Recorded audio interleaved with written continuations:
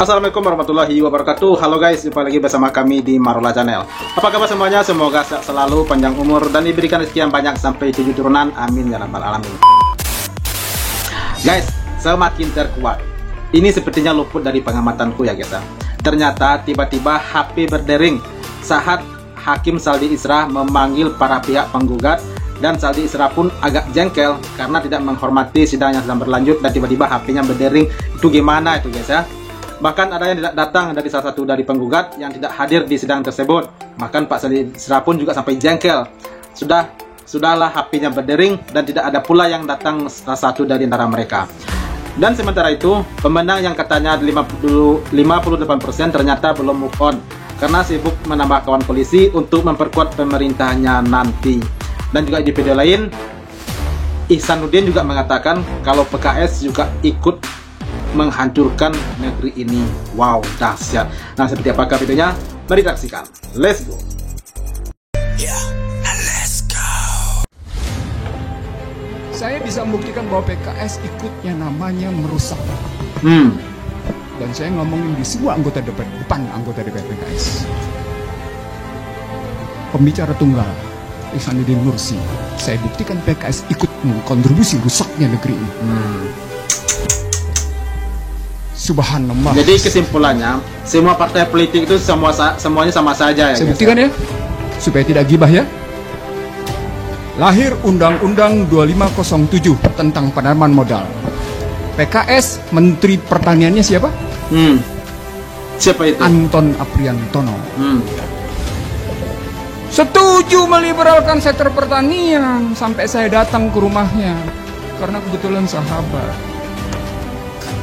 Undang-undang migas, siapa yang setuju? Anton siapa? Iwan Prayitno yang jadi gubernur. Gubernur Sumbar itu dulu ya. Saya bilang sama mantan gubernur dia Sumbar di depan itu. PKS bahkan di depannya namanya. Subhanallah, saya jadi ngebuka sesuatu deh. Loh, kalau tidak paham tentang akar masalah, jangan. Anda dikasih bunga, Anda nikmatin. Anda dikasih buah, padahal bunga dan buah itu menyesatkan. Iya. Untuk melihat yaitu keinginan untuk menonton bagaimana kebijakan ekonomi politik di era Pak Jokowi itu akan berhadapan dengan sinisme publik, karena setiap kali sidang kabinet pasti Pak Prabowo akan didampingi oleh wakil presidennya dan semua orang akan menganggap oke, ini adalah dia pasangan yang sebenarnya dipaksakan tapi telah membesar-besarkan di depan televisi kan, dan orang akan menilai bahwa Indonesia sebetulnya tidak layak memamerkan kekonyolan seperti itu. Jadi setiap minggu akan ada sidang kabinet, setiap minggu pers akan meliput hasil sidang, di samping Prabowo berdiri lagi beranda. Kita nggak tahu Gibran ngomong apa tuh. Kan sudah kita juga dari awal. Jadi keputusan itu memang harus terjadi demi hukum alam. Dan nggak mungkin lagi kita berharap bahwa ada ide baru dari dalam kabinet. Karena ide dari kabinet adalah meneruskan kebijakan Jokowi, kan gampang kan. Jadi setiap kali Pak Prabowo ngomong atau Gibran tambahin, ya pasti wartawan tulis ya udah nggak perlu didengar, karena itu hanya kelanjutan dari Jokowi yang kita udah tahu bahwa gagal semuanya. Benar-benar ya. Itu akan seru juga nanti ya. Ada yang bawa HP? Nah, ini dia guys. Susahnya nih. Masih bunyi apanya HP-nya di ruang sidang. Kita lanjut nomor 43.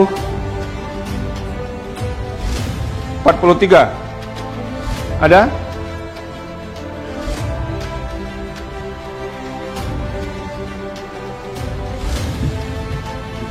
ada nggak?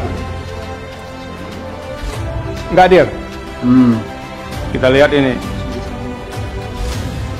43 nggak hadir ya, jadi nggak perlu ini kita anggap tidak serius, jadi tidak perlu direspon, ini dianggap permohonannya akan gugur nanti. Nanti kita nyanyikan lagu gugur bunga nih untuk permohonan. Iya, gugur bunga. Nomor 43 ini mungkin gugur juga ya guys ya. Karena tidak serius.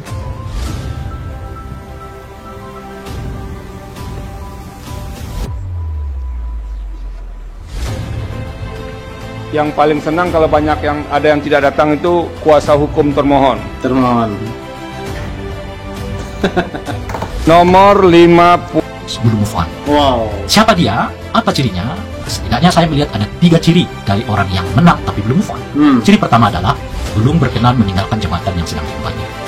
Misalnya dalam hal ini adalah Pak Prabowo masih tetap menjabat sebagai Menhan, padahal beliau sudah ditetapkan oleh KPU sebagai pemenang pemilu atau pemenang Pilpres 2024, dan ketetapan itu diperkuat oleh putusan Mahkamah Konstitusi dalam sidang sengketa yang mereka gelar, sehingga dengan begitu secara administratif Pak Prabowo sudah bisa dinyatakan sebagai presiden terpilih melalui Pilpres 2024 yang lalu.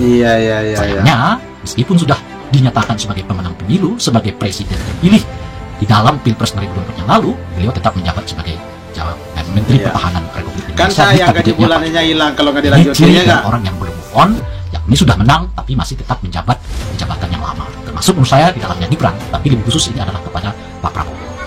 Ciri yang kedua adalah tidak terlalu yakin pada kekuatan yang diberikan rakyat kepada dirinya, sehingga dengan itu terus berupaya mencari kawan koalisi, seperti seolah-olah belum ada pemilu, sebab mencari kawan koalisi itu dilakukan sebelum pemilu. Kalau sudah pelaksanaan pemilu atau Pilpres, tentu tidak ada lagi yang disebut dengan mencari kawan koalisi. Hanya tinggal menjalankan roda pemerintahan dengan tim yang memang memenangkan Anda itu, tanpa harus melibatkan mereka yang berada di luar, tim yang selama ini berjuang untuk Anda. Jadi kalau ada pemenang yang masih nyari-nyari teman, itu artinya dia masih merasa ini dalam pemilu, belum selesai pemilunya, karena masih ada perasaan kompetisi dengan yang lain, sehingga perlu dimasukkan ke dalam barisannya untuk memperkuat itu. Dalam hal inilah kita melihat upaya yang terus-menerus misalnya dilakukan oleh Pak Prabowo, di antaranya mengunjungi Nasdem, mengunjungi PKB, dalihnya adalah silaturahmi, rekonsiliasi, ujung-ujungnya kemudian yang kita dengar dari mereka adalah kesiapan untuk bergabung di dalam koalisinya Pak Prabowo.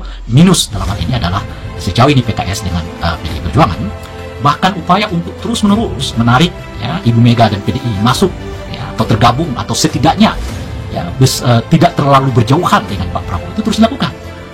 Dimulai dari keinginan untuk silaturahmi di bulan Lebaran kemarin yang kenyataannya tidak terwujud sampai hari ini, lalu dimunculkan pernyataan dari saudara Gibran untuk meminta semacam usulan nasihat dari Ibu Mega tentang tata cara penyusunan kabinet yang akan datang, dan tidak digubris oleh Ibu Mega. Dan yang terakhir kita dengar idenya Pak Prabowo untuk membentuk presidensial club, mana mantan-mantan presidensial dimintai semacam nasihat bagi pelaksanaan pemerintahan yang akan dikelola oleh Pak Prabowo.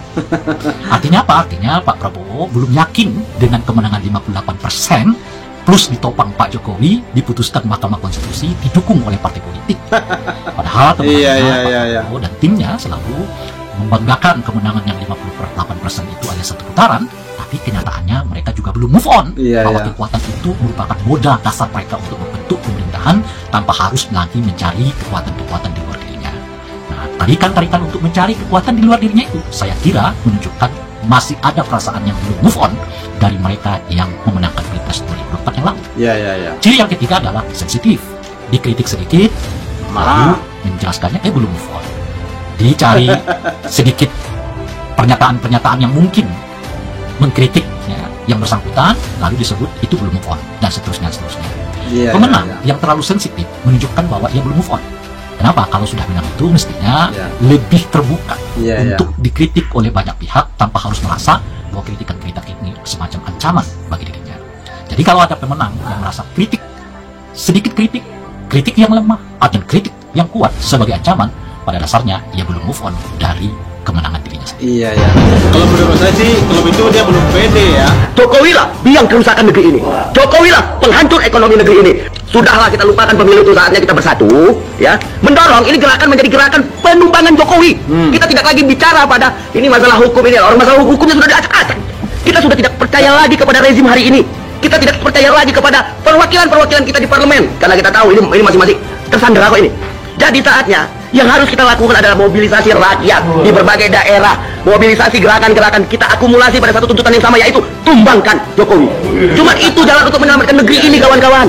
Cuman itu cara untuk menyelamatkan negeri ini, karena Jokowi lah biang kerusakan negeri ini. Jokowi lah penghancur ekonomi negeri ini. Jokowi lah penghancur hukum negeri ini. Gokil, keren ya, luar biasa. Tapi guys, ini gimana pendapatnya? Tolong sampaikan di kolom komentar ya. Apalagi kata Bapak yang sebelum tadi ya, katanya itu yang menang 58% itu katanya belum move on. Kalau menurut saya itu bukan belum move on, tapi nggak pede dengan kemenangannya yang 58% itu. Kenapa? Ya karena nilai aja sendiri ya. Ada Pak Jokowi, ada Hakim MK yang pamannya Gibran, ya kan? ada bansos begitu ya, nilai aja sendiri. Makanya mereka itu nggak pede, makanya mereka tuh nggak move on sampai sekarang, masih saja mencari teman-teman untuk berkoalisi untuk memperkuat di pemerintahnya nanti. Nah guys, gimana tanggapannya? Tolong disampaikan di komentar, dan sampai jumpa lagi di video berikutnya. Terima kasih. Thanks for watching.